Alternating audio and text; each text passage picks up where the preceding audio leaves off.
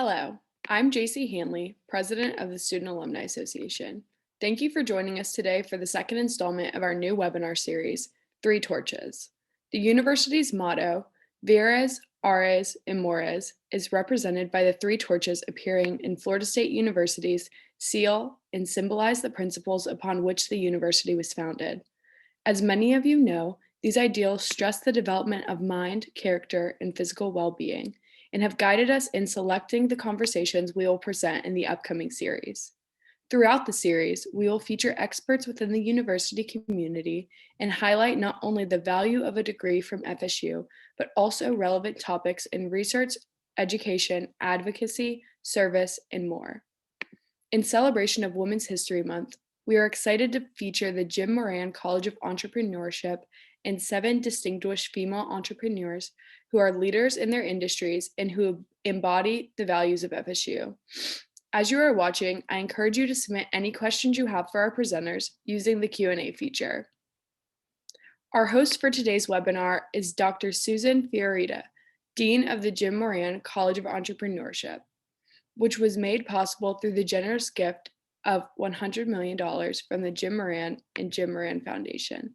The JMC is the first college of entrepreneurship in the nation, renamed from the Jim Moran School to the Jim Moran College in the fall of 2019. The JMC won the National Emerging Entrepreneurship Program from the United States Association for Small Business and Entrepreneurship in Tampa, Florida in January of 2019, and the Exceptional Activities in Entrepreneurship Across Discipline Award from the Global Consortium of Entrepreneurship Centers in Stockholm in September of 2019. In addition, Dr. Fiorita served as Faculty Senate President and on the FSU Board of Trustees from 2015 to April of 2017. She has taught at the university level since the early 1980s and received her doctorate from Oklahoma State University, completing her dissertation on the financial performance and marketing strategies of small selected apparel stores. She has owned apparel and leather goods stores in Atlanta from the mid-1970s until the 1980s. In addition to 30 years of teaching at FSU, Dr. Fiorita has also taught and conducted research at the University of Iowa, Florida International University, the University of Stirling in Scotland, where she taught graduate level courses and developed a module for their executive MBA program. Dr. Fiorita's research focuses on retail, small business management, and buying, and has been featured in a variety of academic journals, including the International Journal of Research and Distribution Management, the Journal of Retailing and Entrepreneurship, Theory and Practice. She has published a textbook on retail buying with Dr. Mike Gable. In addition, Fiorita taught summer study abroad courses in Milan and Florence, Italy, Paris, France, England, and Valencia, Spain. She also spent 1 year on sabbatical living in Scotland and teaching there at the University of Stirling. Dr. Fiorita has received 3 university teaching awards for undergraduate and graduate courses and is one of 3 inaugural Jim Moran Institute faculty fellows. She was the first female president of the American Collegiate Retailing Association in 1992 and received an Academic Lifetime Achievement Award from the ACRA in 2018. Dr. Fiorita was also awarded an Alpha Chi Omega Award of Achievement in 2018.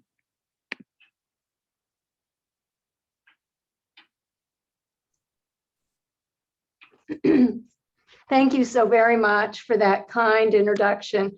We're honored to be with you today in celebration of Women's History Month. In the fall of 2021, the Jim Moran College will have 3 undergraduate majors in commercial, retail, and STEM, and 1 concentration in franchise automotive entrepreneurship. We also will have 4 master's degree majors in textile and apparel entrepreneurship, hospitality and entrepreneurship, product development, and social and sustainable enterprises. We pride ourselves on being experiential and interdisciplinary. Without further ado, I have the honor to introduce 3 of our faculty and 3 of our present and former students. I'll first introduce our faculty and student who are talking about the past, Dr. Sherry Schofield. Dr. Sherry Schofield is a professor and curator of the Textiles and Apparel Historic Costume Collection in the Jim Moran College of Entrepreneurship. She teaches and researches in the areas of product development with an expertise in apparel engineering. The collection serves an historical and theoretical understanding of costume. Jessica Beichen Singh is a 2019 retail entrepreneurship graduate. While a student, she founded her own nonprofit, Gifts for Confidence, that empowers young women through sewing education in Ethiopia. She currently works as a global materials sourcing analyst for Kohl's corporate office. The next, I'd like to introduce those faculty and students who are talking about the present. Wendy Plant is a director of the Innovation Center for Student Engagement and the Entrepreneurship and Innovation Learning Community for the Jim Moran College of Entrepreneurship. Along with teaching, Ms. Plant also consults with entrepreneurship students from across the FSU campus, and she manages the Innovation Challenge Business Model competition, the Greenhouse Student Incubator, speaker events, and entrepreneurship student programs outside the classroom. With her will be Annie Palladino. Annie is a double major at Florida State University in commercial entrepreneurship and economics, and is a member of the Florida State University Honors College and the Seminole Torchbearers Top 100 Leadership List. Annie is an active member of the business community in Tallahassee. Her project experiences range from virtual reality to women's contraceptive delivery. Before the pandemic, you could find her spending most of her time at either the Jim Moran College or Domi Station. Currently, she is finishing up her schooling with the ultimate goal of going to law school. And now for the future. Dr. Meredith McQuirrie is an assistant professor of retail entrepreneurship and the director of the Thermal Comfort and Textile Testing Labs. Her areas of expertise include textile testing and clothing comfort physiology, specifically for personal protective clothing. She teaches textiles and quality assurance courses at the undergraduate and graduate level. With her will be Rhiannon Reedy, is a graduate student earning her Master's of Science degree in Textiles and Apparel Entrepreneurship. She has worked in the FSU Textile Testing Laboratory with Dr. Meredith McQuirrie since fall of 2017, and also works in the new FSU Thermal Comfort Lab. She has taken on the role of lab manager in both labs and is a TA for our retail computer applications course. Thank you so much.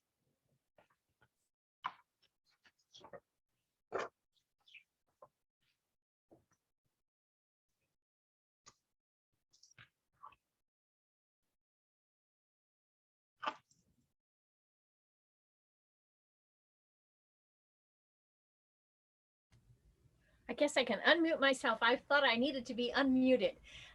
Welcome. I'm presenting the past, and I want to welcome you to my closet. Can you imagine that I have all of these things that I get to look at on a regular basis, and they tell us so much about history? Let me point out a few things for you. Look at this hat from 1902. It's got a real bird of paradise on it. From this, the Audubon Society was started because we were killing millions of birds. We've got something from 1914. This was actually worn by a female student when she was attending here. We've got this lovely romper. So we can tell what they wore. It's wool, by the way, in case you wanted to wear that. We can go over here. This is from 1890. Look at how small this is. So we can tell the stature of the people. We can also kind of tell what their hair looked like. It had to be up because of the collar on the back. So we can get lots of information about our past and what was happening. 1950, we've got a totally different look. So it's kind of the new look after the war. But it's made out of rayon, one of the first garments that was made out of rayon, because that was a new fiber. And we can see this, and we can see the ruching. So we can see what the people were wearing at the time and how they manipulated. I've got one more for you to see. This is from 1972 or so. This happens to be an Oscar de la Renta. So it's a very good couture garment, but it's got jumbo rickrack on it. So that can really tell us what was happening during that time period and how that was happening. Now, beyond that, I get to connect with the past because most of these things were donated by alumni of the university or deans. I have pieces from many deans, at least within the college. So I've got Dean Sandals and I've got from the music school. So we've got a lot of opportunities for connections. We've got wedding dresses that were made within the design department. So I've got all of this history that we can connect. Now, before you ask, I'm in this closet and I am full. I am full to the brim. I have almost 5,000 pieces stuck in this closet. Some of them garments ranging from the late 1800s through the 20th century, but I kind of stop at about 1970 because I ran out of room. And so we have pieces that we need to collect. But until we get more space, and we all know that space on campus is at a premium, until we get more space, I can't really accept more items, but we hope to at some point. Jess, your turn.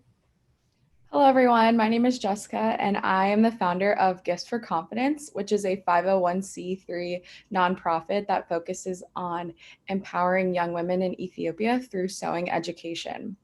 In my time in college, in the Jim Moran College, I was able to kickstart my idea and fully register it and secure the funding to register it as a nonprofit. So we have a year-long sewing curriculum program for young women in middle school, ranging from 6th to 8th grade, and they participate in an after-school sewing program where they start with the basics of how to turn on a sewing machine and how to cut fabric appropriately according to the grain. And then they're able to, through the different lessons, learn about different types of stitches. And then they have certain sewing projects to work on completing their certification. So one of the sewing projects is we have infinity scarves that the girls practice learning how to cut and sew together using the machines. And each one has a tag signed by the girl who made it.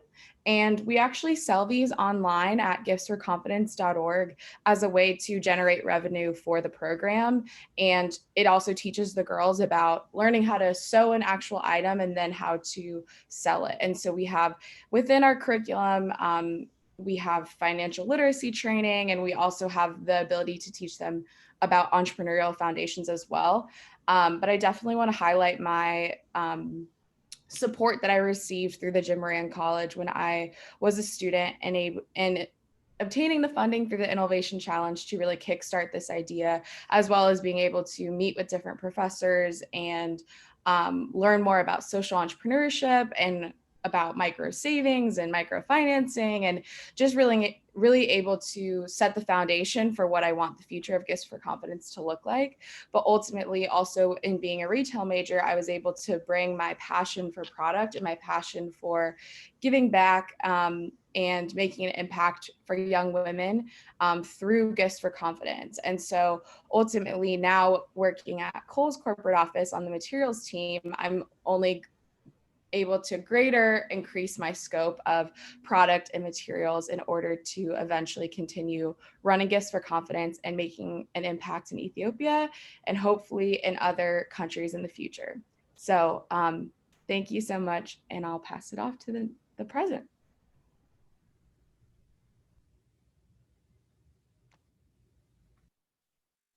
Hi, I'm Wendy Plant, the director of the Innovation Center for Student Engagement, and Jessica is a great example of the perfect kind of student I worked with in the past through our different competitions and student engagement program, and she spent a lot of time here in the greenhouse incubator. And then Annie I'm delighted to introduce as a current student, and I got to know Annie at convocation when she was just getting here as a freshman.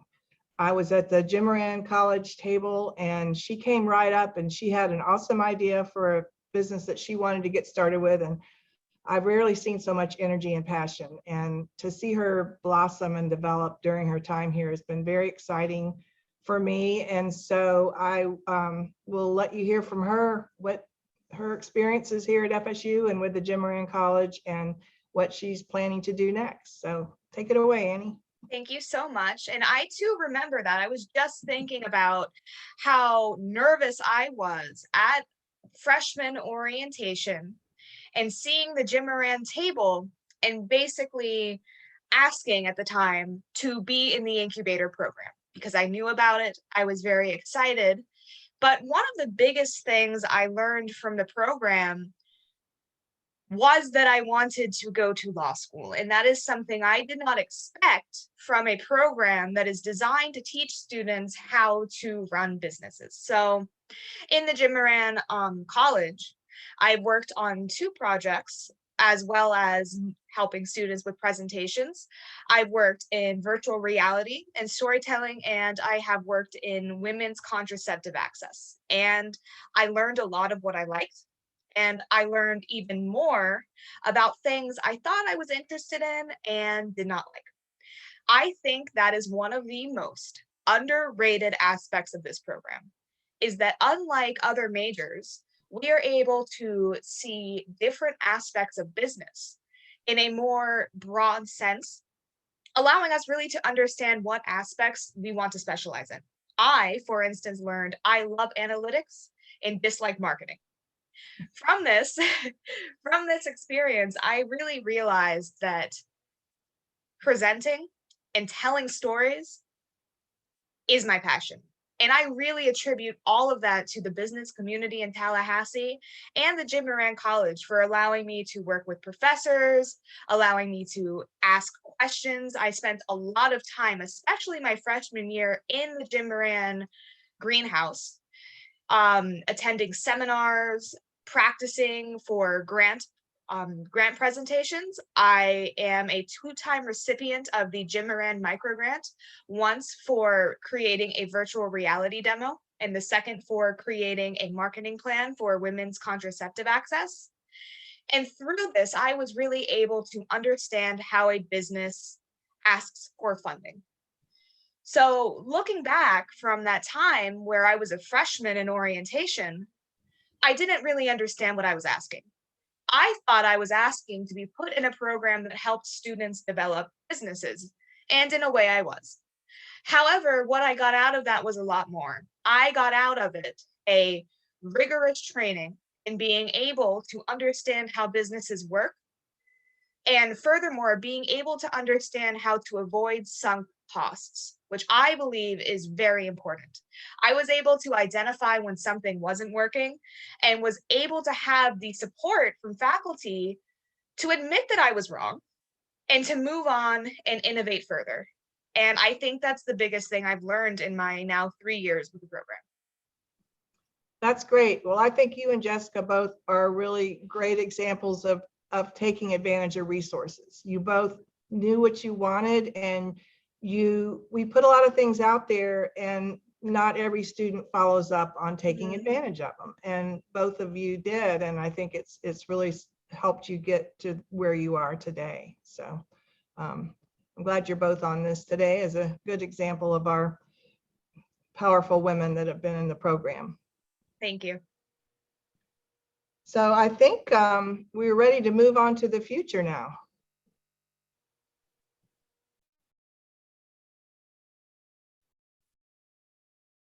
Well, good afternoon, everyone, and welcome to the future.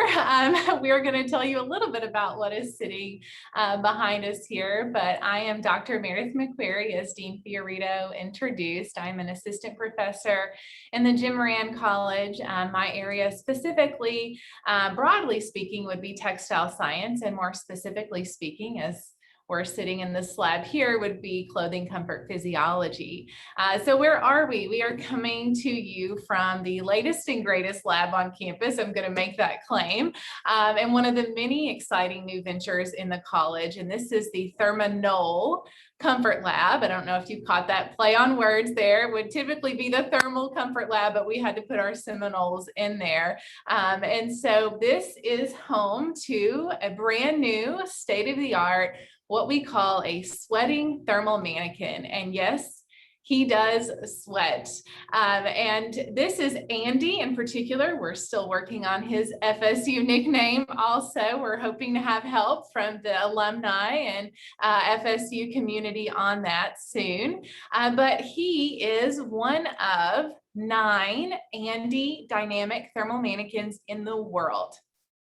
Particularly, he is the only one at a public institution, including a university in the world as well. He is number 7 of 9, but the only one in the world where someone from an outside entity, a company, a business, a startup, which we are working with, can come to FSU, partner with us, conduct research, perform testing services, and find out more about their products. So specifically, what he does is he provides us with an idea of how much heat your clothing is blocking, basically keeping close to your body versus allowing it to flow outside to the external environment, or as you see here, in a controlled environmental chamber. So we're able to change lots of things. If you want to replicate running a marathon in Arizona, or if you want to replicate going skiing in Colorado, we can do that from -40°C all the way to 60°C. We can replicate how a human body would perform in that environment based on the amount of work that they would be doing. So if they're playing football, or in this case, if they're racing a car, which Rhiannon is going to tell you about here in a minute, which is one of her independent, externally funded projects that she's working on this year. So I focus a lot on firefighters, and we're able to quantify how much heat a firefighter is able to lose through their, in that case, turnout gear is what we call that. And we're able to then develop and research how we can improve that. For example, with the racing suit, maybe we need lighter materials. Maybe we need to add ventilation. What are some of the unique concepts that we can add to different types of protective clothing, sports performance apparel, outdoor apparel, occupational PPE that can really alleviate life or death scenarios?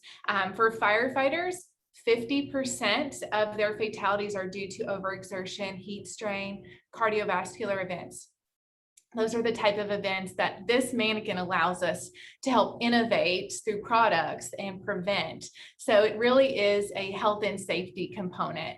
But we are so excited to have this new lab on campus. I'm excited for students like Rhiannon and our other graduate and undergraduate students who have gotten to train on this. I mean, when they go out into the market, they are going to be the top candidates. In fact, Rhiannon's going to tell you some exciting news about that on her front. So I'm going to turn it over to her as she continues to tell you a little bit about her experience in the labs and where she's looking to in the future. Hi everyone, I'm Rhiannon Reedy. I'm a graduate student working towards my master's in textile entrepreneurship, and I also earned my bachelor's in retail entrepreneurship here at FSU. So I've been attending FSU for about 5 years now.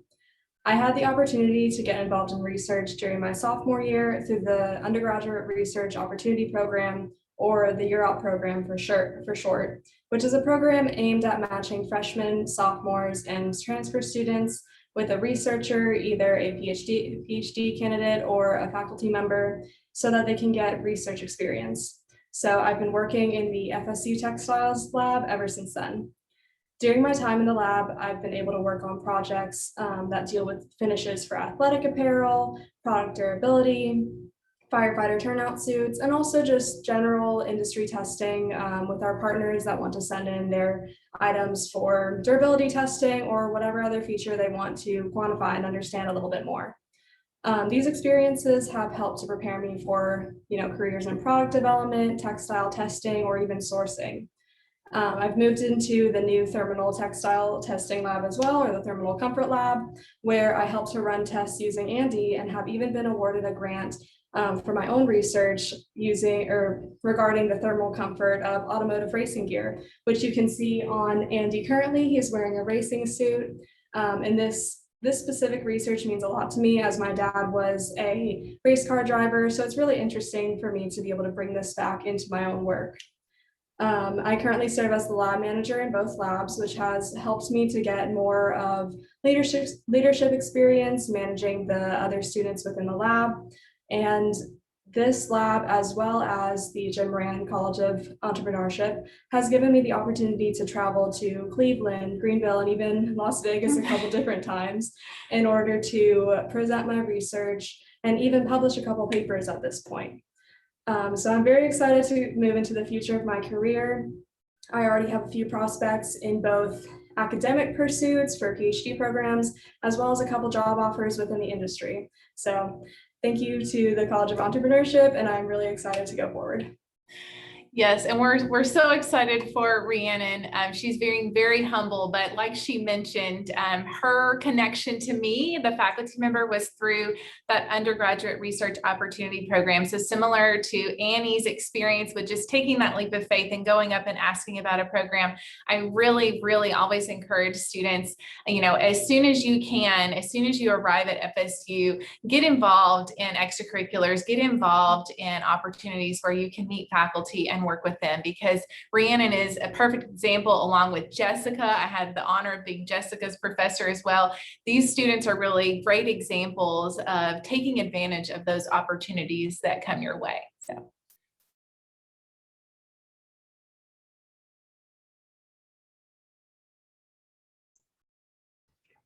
Thank you very much. We really appreciate it hearing from all of you. And let me now ask for some questions, and I will see what we have. So here's our first question. It's for Annie. How will you utilize your current undergraduate degree and future law degree? As an honors student at FSU, are you enrolled in FSU's 3+3 law school program?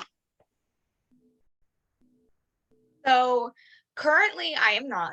I am enrolled in the 3+3 program. I'm a double major, so I still have a year left to finish up my economics degree. So I'm actually pretty happy about that, because it means I can take advantage of the resources, hopefully post social distancing. I miss going up to the incubator and working without worrying about a mask. Anyways,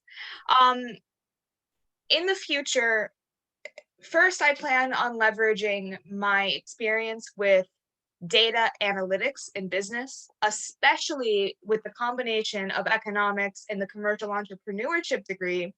Really, what I get out of it is not only understanding how a business works, but understanding the mathematical reasons why a business makes pricing decisions, for instance. And this is a unique advantage to the double major program at Florida State University and the Honors College, which really just offers resources for students, such as smaller class sizes, different study areas. And really, I'm very grateful for that. And in the future, I think that as I learn more about myself, and as I learn more about, for instance, what areas of law I'm interested in, a lot of those things I don't know. I think that I've learned to be comfortable with the freedom of not knowing those things, especially with my experience switching projects. I definitely become more uncomfortable with the unknowns of not knowing exactly what I want to do and being comfortable exploring different academic areas within law. So that's the experience I'm really going to bring with me, is that comfort in understanding the unknown, and also the analytical side from business, and combining those two to create an advantage in corporate America. Excellent. Annie, thank you so much. That was great. Thank you. Our next question is for Jessica. Jessica, does your Gifts for Confidence program utilize fabrics that are designed and manufactured in Africa? And a second part of that question, do students also learn about weaving and dyeing fabrics? And a third part of that question, do they utilize natural fibers rather than synthetic? Wonderful. Thank you for your question. So in the beginning, we didn't source our fabrics locally within Ethiopia, but about a year in, we kind of went on a engagement trip in order to kind of like go around within the local community and figure out those opportunities. And we did begin sourcing our fabrics locally to uplift the business community within Owassa, which is the city that we work in. For right now, we're mainly focused on sewing synthetic fabrics. But in the future, we would definitely like to enhance weaving opportunities for our girls and weave that into the curriculum, if you will. On one of my former trips, I actually was able to visit a weaving workshop that adults were working in. And so I think in the future, having the opportunity for our sewing program to partner with that workshop to expose the girls to that type of textile and like creating clothing and different items, that would be a really great opportunity. So one thing about our sewing curriculum is it is ever changing. About every year, we look at it and assess it in partnership with our Ethiopian sewing teacher named Frio. She's been with us for 4 years now, almost 5. And so kind of like assessing, okay, how did this lesson go? Are the students like are they focused here? Where are their interests? And I think with her partnership, it's been a really great opportunity to consistently evolve the program to ultimately better service the needs of our target community, which is our girls, but ultimately set them up for success to take this sewing training and obtain a job in their community. And so that's where we're really focused on the empowerment piece of teaching, but then getting them ready to set off and secure a job opportunity. So yeah, I think also another big thing about Ethiopian fashion that I've learned over the years is they work with a lot of kind of like this white cotton-based gauze fabric, and so which is more tied to traditional like tribal garments. So I think that would be a really great opportunity to incorporate in our program in the future. So great questions. Thank you so much for whoever submitted. And Jessica, you were over there. You started the program your very self in Ethiopia when you were in high school. Is that correct? Yeah. So you started the whole program on the ground right there. Yep. Just a little further backstory. I actually started as my Girl Scout Gold Award project when I was in high school, and then turned into an Etsy shop, and then snowballed into an actual fully functioning nonprofit, or social enterprise. But definitely, you learn about philanthropic fashions, what I used to call it, like when I was a freshman in college, and as more like sustainable fashion and ethical fashion has really come to the forefront of our marketplace. I think it's been a really great way to kind of going to what Annie was saying about storytelling, being able to sell these scarves and connect the creator, which are our girls, with the consumer. And actually on our website, I forgot to mention this earlier, but you can go onto our website and look up the girl's name who made your scarf and learn a little bit about her and her passions and interests. And so it really is a way to kind of like get to know the person behind your accessory, but also know that you're supporting her education as well. So great. Thank you so much. The next question is for Dr. Schofield. The question is, do you have let me see, the question just moved. Do you have a favorite piece in the collection? I do not have one single favorite piece. I do have a number of favorite pieces. And this is my favorite one. Because it is so well preserved. Many of our pieces are not that well, but this one, 1890, and there are no holes. The blue on the velvet is still really intact. It's got a beautiful lining. And so it's one of my favorites. What you notice is the shoulder width is about like this. So you can see how small the woman was who wore this, and that she really was not intended to do anything else. I mean, you can't really move much more than that.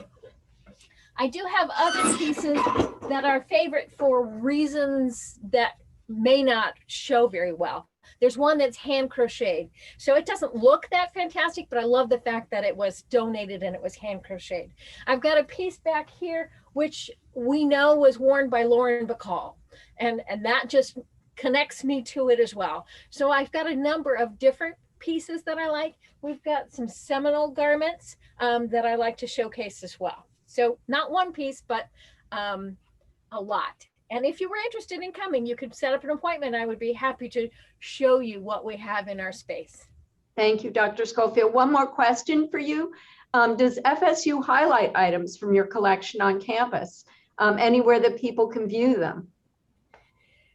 Yes and no. We have had some exhibitions. Actually, the president's wife had me do an exhibition within the president's house. And so we've done that twice to highlight, and we get a lot of then the alumni coming to see all those pieces. I've worked with the Lemoyne Art Gallery and done some pieces there, but on campus, we really don't have a space as of yet. We may have an opportunity to get some display space in the new union once it gets completed. So we may have that where we'll have a rotating show so that people, students, alumni, everyone could come and see what we have. Great, excellent. Thank you so much. Here's a question for all the professors. Does the textile program collaborate with the chemistry department with regards to natural dyes? Let me see, that question just again vanished. Let's see if I can find it. Nope, it's gone. So, do you collaborate with the chemistry department? Meredith, I'll let you take that. Sure.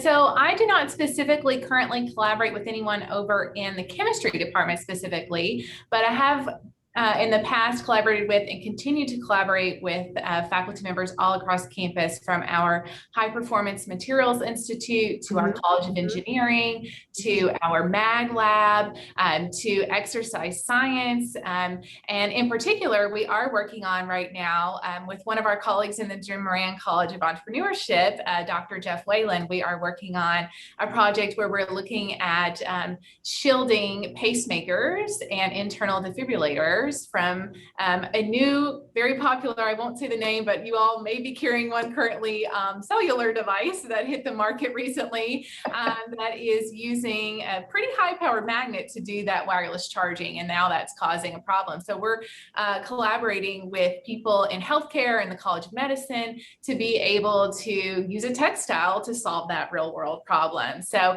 certainly if someone in chemistry was particularly interested in collaborating on a dye issue, I'm not a textile chemist per se, but I would be happy to collaborate if that opportunity was presented as well. Great, thank you so much. Here's a question.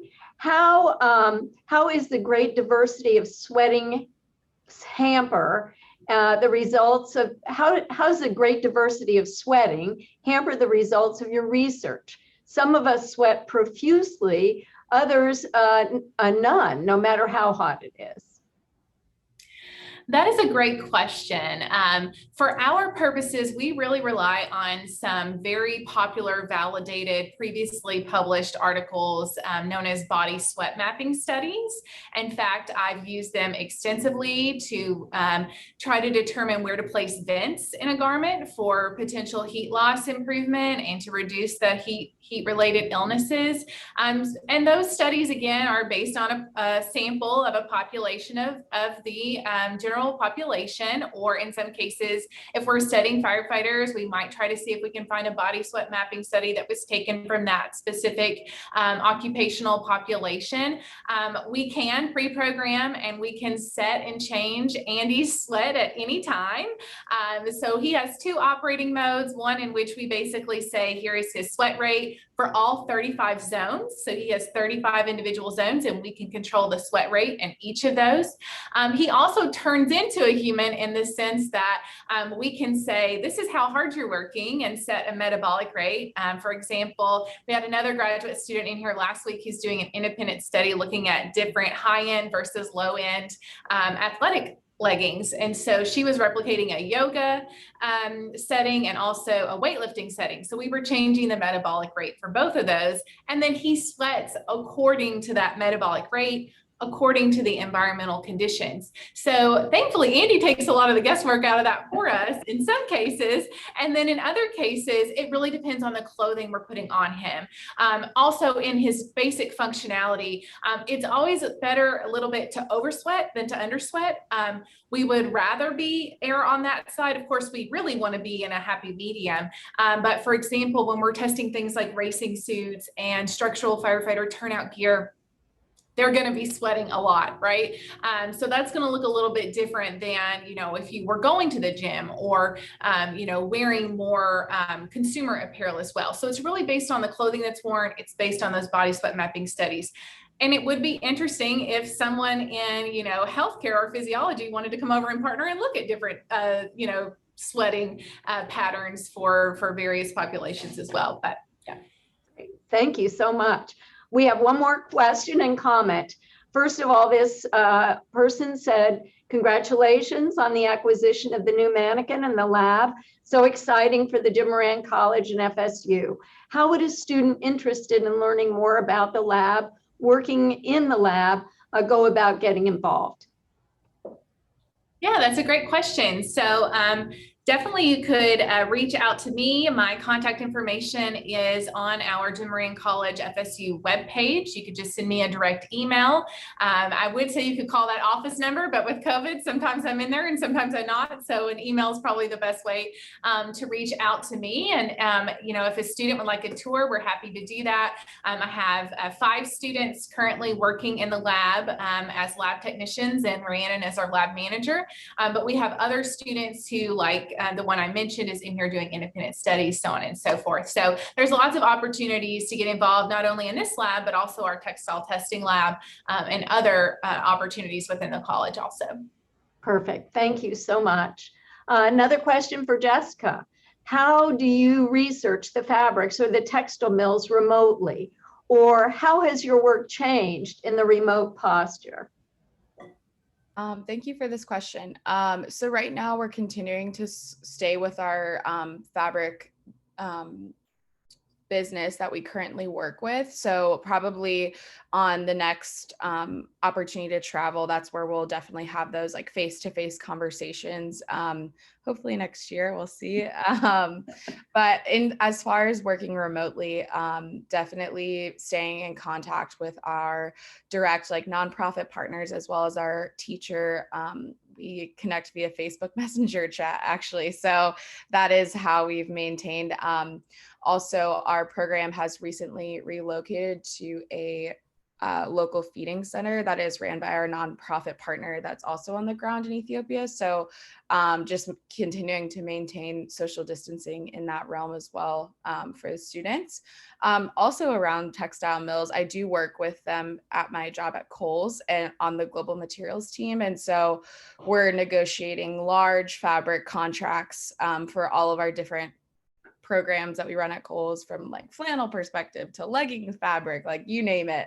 And so in that role, you know, we're still conducting business and negotiations over the phone and with our other global team, and being able to track that data. And I'm writing the fabric contracts that we're securing these. And also part of my job is I'm looking at the macro level of like commodities and how the prices of cotton and polyester are rising, how that affects our business. So not only am I getting to experience working with textile mills in a entrepreneurial perspective with Gifts for Confidence, but also in my day-to-day at Kohl's has been a really great learning opportunity. So thank you for that question. Thank you. Annie, tell me more about how you had the courage to start your different businesses and move from one business to another, working within the incubator and with Wendy. What maybe were some of your highlights and maybe some of the low parts and the discouraging parts that you went through? Okay, thank you. So first, I wanted to highlight that one of the highest parts was initially getting in.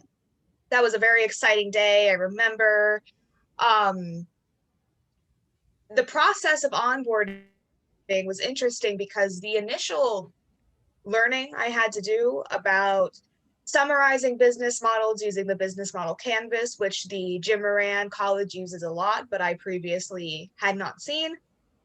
That process of learning and meeting with Wendy each month was very helpful. So when I looked at changing my business model, I realized that with virtual reality first, that I was getting away from the core mission of why I was interested in storytelling. So that realization really came from the monthly meetings I was having at the incubator, because as I became more focused on small goals in the meetings, I noticed that I was evolving the business model almost too much. And that I was evolving it to fit current trends that honestly, I wasn't interested in with the goals of the project. I was interested in storytelling as the most natural means possible. I personally read every day. It's what I do. I have my cup of coffee here. Right now I'm reading The Godfather. So narratives are very, very important to me.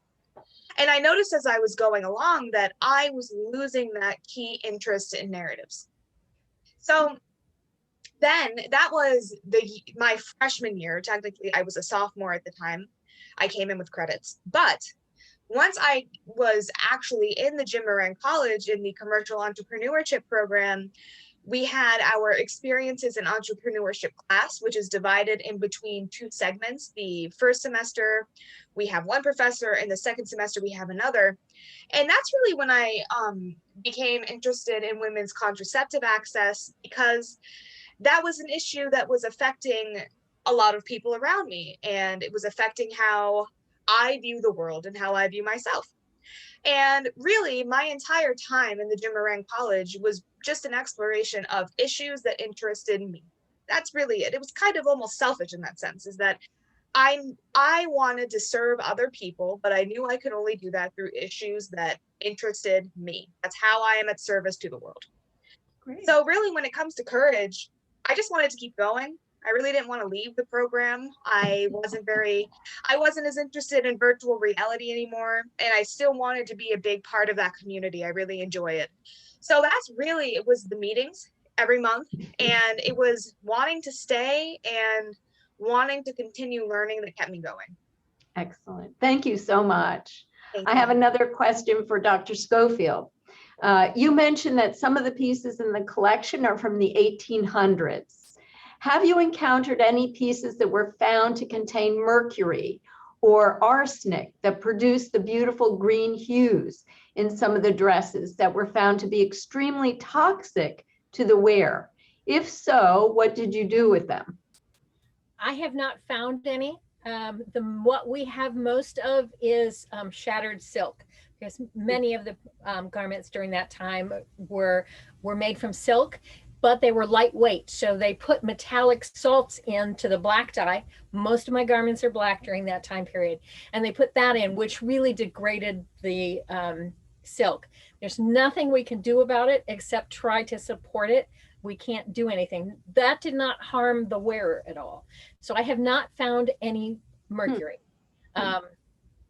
Whether the pieces didn't survive and we didn't get them, or we just didn't have those, I'm not sure. Were donated. Perfect. Thank you. One more question for you. Vintage clothing is very hot right now. How would you compare clothing of the past with the clothing manufactured today in terms of design, quality of workmanship, longevity, and cost? Workmanship. No real difference. The older stuff is considerably better in terms of workmanship than the newer stuff. Now, of course, that's dependent upon the price point that you want to pay. You know, if you're paying for a designer, it's going to be higher. But in general, there are so many seams in here and tight stitches and beautiful work, which we wouldn't see in current days. In terms of design, it's all dependent upon the time period that you're looking at, and probably my personal preferences as well. You know, the 60s were big and colorful.